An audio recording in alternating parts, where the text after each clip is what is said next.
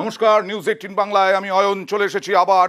আগামী 1.5 ঘন্টা আপনাদের সঙ্গে থাকবো, কারণ ভোটে গরম বাংলায় বিভিন্ন বড় বড় খবর রয়েছে, বিভিন্ন উত্তেজনা রয়েছে, বিভিন্ন খবর, এবং এর মধ্যেও আমরা অবৈধ বেআইনি কাজ দেখাচ্ছি যা বন্ধ করতেই হবে। যেমন আমরা আজকে শুরুই করব একটা ভিডিও ভাইরাল। সেই ভিডিও ভাইরালে কি দেখা যাচ্ছে সন্দেশখালি থেকে, সেই ভিডিও ভাইরাল ভিডিও যার নিউজ 18 বাংলা সত্যতা যাচাই করেনি।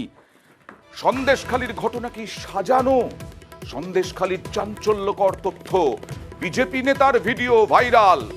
কি হলো সেই ভিডিওতে, কি আছে? মহিলাদের উপর অত্যাচারের ঘটনা কি সাজানো? দেখুন।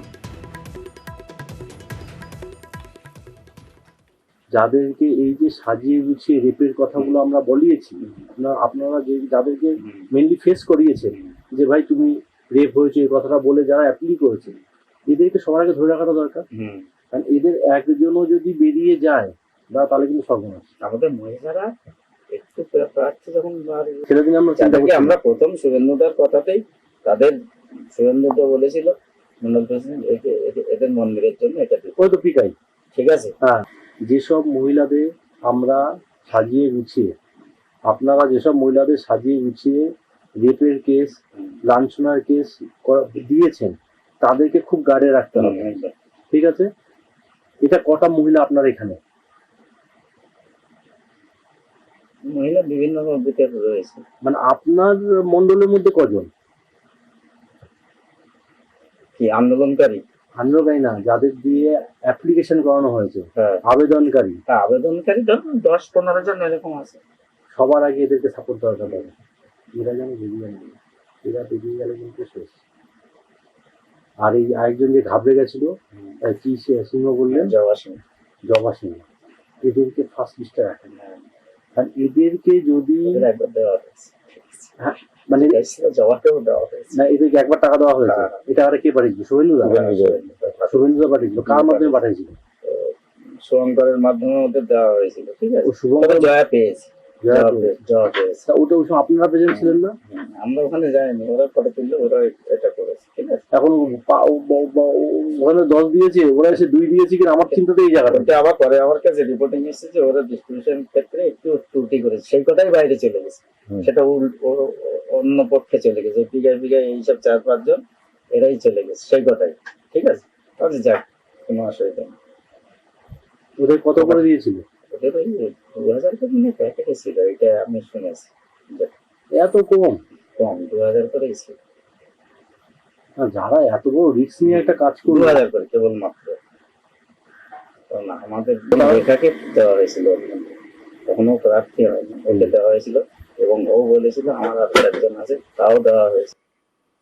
প্রাথমিকভাবে আমরা কথা বলেছিলাম এই ভাইরাল ভিডিও নিয়ে, সন্দেশখালির চাঞ্চল্যকর তথ্য নিয়ে তৃণমূল নেতা অরূপ চক্রবর্তীর সঙ্গে।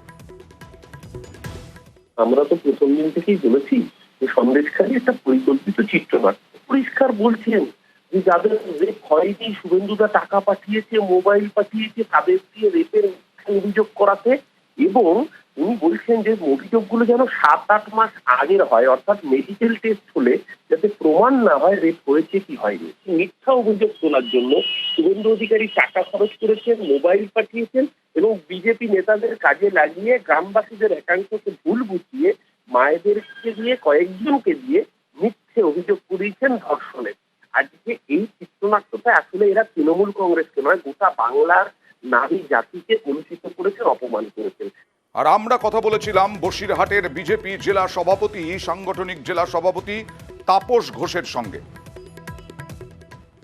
হাজার হাজার মহিলা সব তাহলে সবাই টাকা নিয়ে এসে ওইটা করেছে, লাঠি সোটা নিয়ে আন্দোলন করেছে হাজার হাজার মহিলা। এমনি ওকে আমরা অনেকদিন আগেই আর্থিক দুর্নীতির জন্য তাড়িয়েছি, এখন টাকা পয়সা ও নিয়ে এটা বলেছে কিনা সেও তো একটু আমরা বুঝতে পারছি না। সেটা তো নিশ্চয়ই বিজেপি বিরোধী বাইট হচ্ছে, তাই না? তাহলে টাকা কোথা থেকে নেবে? তাহলে উল্টো দিক থেকে নেবে, ওকে দিয়ে করাতে পারে, হতে পারে।